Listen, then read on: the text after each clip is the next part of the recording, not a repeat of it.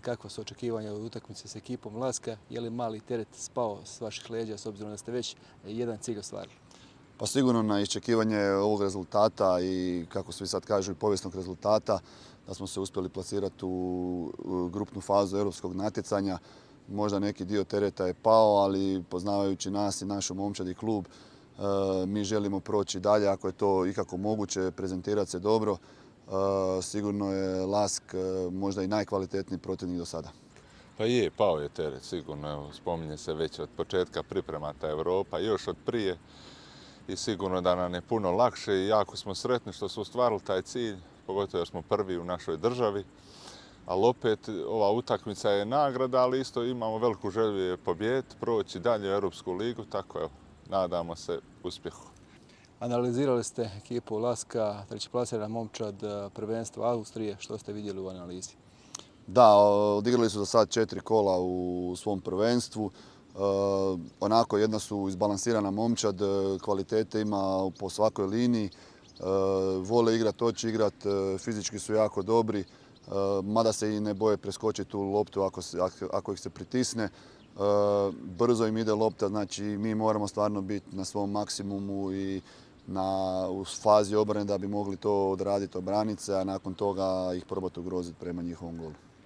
Pa vidjeli smo ono što smo očekivali, klasična ta njemački stil nogometa, dosta agresivno, okomito, s puno trke, duela i igraju napadački taj nogomet, imaju novi stadion, dobre navijače, sigurno će biti jako težak ispit za nas, ali se radujemo tom ispitu. Postoje određeni problemi kada je u pitanju sastav Zrinskog, nema Hrvoja Barišića zbog 3 žuta kartona, nema također Slobodana Jakovljevića, a znači 2 standardna stopera nisu u kadru. Da, dolazi nam period utakmica, nevezano sad možda i uz ovu utakmicu, ali period utakmica gdje ćemo igrati u prvenstvu i u tim europskim utakmicama u grupnoj fazi. Tako da svaki naš igrač mora biti na svom maksimumu.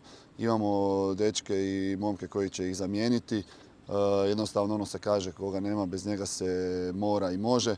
Tako da ja ne sumnjam da će oni dati svoj maksimum i nadam se da će ih pokriti onako u najboljem svjetlu. Jeste li već odlučili koji će na te stoperske pozicije ili pak to čuvate do posljednjeg trenutka? Pa okvirno znamo, htjeli bi još kroz treninge to i probati i vidjeti. Uvijek je moguća neka promjena, ne daj Bože, tako da ne bi možda izlazili odmah u javnost, ali mislim znamo koje stopere imamo u momčadi. U Lince na utakmicu dolaze navijači iz Mostara, naravno dolaze i navijači koji žive van Bosne i Hercegovine.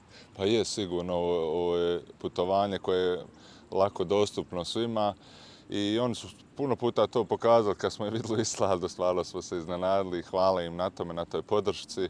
Evo, nadamo se da ćemo i mi pružiti dobru igru i da će im biti još draže što će doći na utakmicu. Pa da, Linz i Austrija nije predaleko možda od Mostara. Znamo da ima puno iseljenika koji žive i u Austriji, u Njemačkoj i u obližnjim tim zemljama. Tako da stvarno bi bilo lijepo i nadamo se nekakvoj velikoj potpori i navijačima da nas podrže.